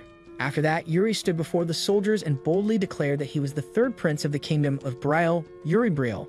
He asked the soldiers to place their trust in him. Yuri raised his sword high and rallied the troops with great passion, commanding them to move, and their voices erupted with energy and support. Later, in a dark and mysterious place within a prison, there were creatures locked behind bars, staring from the shadows with glowing red eyes. Also appearing was the old knight Liam Flandier, who spoke in a deep voice, telling Yuri that they were meeting again after 5 years and addressing him as the third prince. Yuri and the others head toward their destination and briefly take a rest in a forested area. Exhausted, Yuri asks Sir Raymond, a Braille knight, how far they have come. Raymond reveals that they have reached the entrance of Sador. He further adds that if they go a little farther, it will arrive at the border town of Sador. Raymond also states that they plan to pass through Gid and then head toward the assembly point at Balshad. Yuri finds their current travel speed to be sufficient, and Raymond agrees. Suddenly, Yuri notices a knight calling out to him nearby. Yuri recalls that this knight is Roland Flander, the very knight who killed him in his past life. Roland kneels and states that it is an honor for him to meet Yuri, making him a bit nervous. Roland adds that there was something he had wished to tell Yuri even before they met. Yuri is interested to know what the knight has to say, but is taken aback when Roland reveals that he truly admires him. Roland reveals that Yuri has been his idol ever since his father told him about the incident 5 years ago, the very incident where Yuri defended Ina and raised his sword to save her, the true example of a knight. Yuri nervously responds that he has also heard about Roland from his father, Sir Leon, and suggests that they get along well. Raymond then tells Yuri that it is time to move ahead. He adds that Count Sador does not have a reputation for being warm and friendly, so Yuri shouldn't take it personally if they don't receive a grand welcome. When Yuri's troops arrive at Sador, they find that the people have arranged a welcome with a banner and many knights present to honor him. Sador's Margrave, Haim Theodore, welcomes the third prince, and Yuri appreciates the gesture. Haim states that they are merely showing respect for someone of his young age who is willing to join them on the front lines. Haim asks if Yuri has ever fought against the orcs. Yuri is about to reveal that he has, but quickly remembers that this experience was from his past life, so he states that he has never fought orcs, but he has definitely read about them. He then adds that most of the soldiers with him have no experience fighting orcs, so at the very least, he should be the one to learn. Haim admires Yuri's intentions and asks if he would mind receiving a present from them. Inside, Haim leads Yuri and the soldiers to a locked room. When Haim unlocks the door, it reveals a dark interior. One of the knights gets scared upon seeing something inside a locked cage, and Yuri asks Haim what he meant by all this. Haim reassures Yuri that there is no need to be surprised or worried. Yuri looks at the creature locked inside and asks Haim if it is an orc. The other knights are frightened by the appearance of the orc. Haim tells Yuri that for now they are calling this orc a prisoner. He further adds that in order to survive, they must learn about orcs, their habitats, and their behavior, so they can use this information in battle. Yuri questions if this was the present Haim was talking about. Haim nods and states that no gift would be more valuable during a war against the orcs. Yuri smiles and expresses his gratitude for Haim's present. Internally, however, Yuri thinks that Haim is much crazier than he expected to go so far as to torture orcs. Yuri notices a knight behind him growing nervous. He asks for the knight's name, and he reveals that he is Simon Peshu, the son of Baron Wolf. Yuri calms him down and asks what's on his mind. Simon reveals that he believes there is no need for war, and he feels that torturing war prisoners is going too far. Yuri replies that it's natural for Simon to feel that way, and then asks Haim to open the door. Yuri confirms Simon's name and tells him to battle the orc. The orc rushes towards Simon and attacks. Simon had assumed the orc, being a prisoner, would have lost the will to fight. The orc grabs Simon,